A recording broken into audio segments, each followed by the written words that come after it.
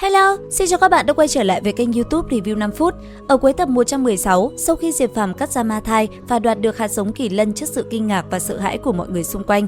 Và tất nhiên, giá trị của kỳ lân còn cao hơn nguyên thạch mà Nam Cung Kỳ đoạt được rất nhiều. Cũng bởi vậy, lão ta vô cùng tức giận. Tiếp theo, cuộc chiến vẫn chưa dừng lại. Ở tại khoảng sân rộng lớn, rất nhanh, thân hình Nam Cung Kỳ cũng liền bay lên. Ngay sau đó, thân hình lão dừng ở trên một cái thềm đá và ngồi xuống. Không chậm trễ, lão liền dùng thân thức tỏa ra, dò xét nơi này. Nhất thời, mỗi khi thần thức lướt qua, từng viên nguyên thạch lập tức rung động. Sau một hồi, hai mắt lão mới mở ra, con ngươi như sáng rực. Thế nhưng thật đặc biệt, lần này thứ mà lão ta chọn lại là một tảng đá khổng lồ. Cứ như vậy, tảng đá kia như chiếc bàn nóng rực từ dưới đất đi lên. Sau một hồi di chuyển, nó liền được đưa tới bàn cắt nguyên thạch. Nhìn nó, mọi người phát hiện ra viên đá này được gọi là huyết tế thai. Còn lão già Nam Cung Kỳ, sau một hồi tự đắc, lão cũng trực tiếp cắt đá. Dưới sự điều khiển của lão, từng lưỡi đao xuất hiện. Ngay lập tức, nó liền lao về phía tảng đá khổng lồ kia và bắt đầu cắt vào đó. Chỉ trong thoáng chốc, từng vết cắt lan ra, tảng đá khổng lồ kia cũng có dấu hiệu rạn nứt. Cuối cùng là bùm một tiếng, khối đá đó vỡ vụn. Đến khi mọi thứ qua đi, trước mắt mọi người một cảnh tượng đáng sợ hiện ra. Trong viên nguyên thạch kia lại phong ấn một cỗ thi thể của thần nữ. Nhìn nó, tất cả mọi người ở xung quanh đây đều không khỏi kinh ngạc và sợ hãi. Đặc biệt nhất là cỗ thi thể này lại bị găm bởi một cây thương rỉ sét. Nhìn nó, đám người trên đài cao lập tức tranh luận. Theo lời họ, thứ kia dường như là hung binh tuyệt thế từ thời Thái Cổ. Sau các đó, những tiếng xì xào bàn tán không ngừng vang lên. Còn Nam Cung Kỳ, lão ta mở ra được đồ tốt thì không khỏi đắc ý.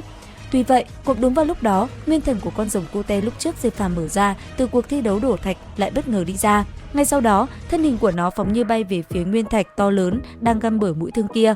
Lại gần, nó liên tục nhìn ngắm viên nguyên thạch cùng cô gái đang bị phong ấn bên trong rồi khóc thút thít, dường như nó cùng nữ thi kia có quan hệ.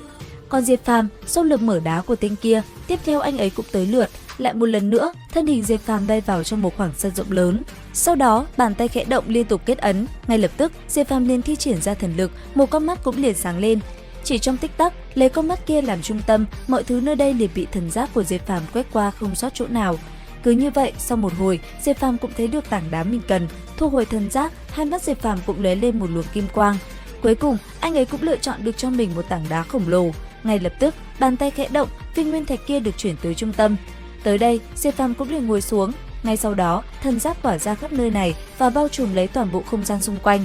Đồng thời, từng cây trận kỳ cũng xuất hiện cắm xung quanh người anh ấy. Theo bàn tay Diệp Phàm khẽ động, từng cảnh tượng kỳ dị diễn ra. Đầu tiên là những tiếng nổ ầm ầm, tiếp theo, mặt đất sôi trào, từ dưới mặt đất, từng trận rung động diễn ra, toàn bộ quá trình đều hết sức huyền ảo. Chẳng mấy chốc, từ dưới hồ nước, một con rồng vàng kim đã liền phóng lên trời cao rồi uốn lượn, cứ như thế, Diệp Phàm thi triển thuật phá nguyên. Nhất thời, trong một không gian hư vô sâu bên trong tảng đá trước mắt, từng hư ảnh lập tức lao tới tảng đá đang bị phong ấn. Cuối cùng là bùm một tiếng, toàn bộ viên nguyên thạch đang bị phong ấn kia được xảy ra, đất đá bay tán loạn, kinh khí phóng ra làm nơi đây rung động. Chỉ trong nháy mắt, ở vị trí trung tâm, nơi chiếc bàn các nguyên kia, thân ảnh một con mỹ hầu vương trên người đầy lông lá hiện ra, khiến nơi đây chấn động. Khoảnh khắc đó, toàn bộ pháp khí của Diệp Phàm đều bị chấn bay, thân hình mỹ hầu vương lộ ra với hình dáng vô cùng hung mãnh. Thậm chí vào lúc ấy, kinh khí từ trên người nó tỏa ra, còn khiến toàn bộ nơi đây như bị san bằng, mọi thứ đổ rạp trong nháy mắt. Tới đây, khi định thần lại, mỹ hầu vương kia liền bay về phía tảng đá phong ấn nữ thi và nắm lấy cây thương đang găm trên đó. Ngay lập tức, cây thương đó liền sáng rực và liền được mỹ hầu vương kia giật mạnh, khiến nó bay ra bên ngoài. Cứ như thế, cây thương xoay tròn vài vòng trên không, rồi cuối cùng nằm gọn gàng trong tay mỹ hầu vương với bộ dáng ngầu lòi và ngạo nghễ.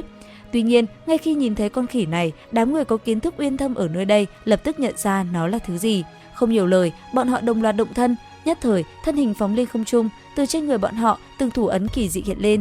Chỉ trong nháy mắt, tất cả đã phát động công kích như con rồng uốn lượn, đồng thời nhắm tới người con mỹ hầu vương trước mắt. Thế nhưng, con khỉ kia quá khinh người, trên tay nó, cây gậy đen kịt kia liền nổi lên hoa văn, màu vàng chói lóa liền sáng lên. Ngay lập tức, nó liền đơn giản mà đập tan từng công kích đang lao tới. Tới đây, một vài người mới nhận ra nó chính là đấu chiến thánh viên trong vương tộc Thái Cổ. Bởi vậy, cho dù là tất cả nhân vật đại năng ở đây cũng không áp chế được nó.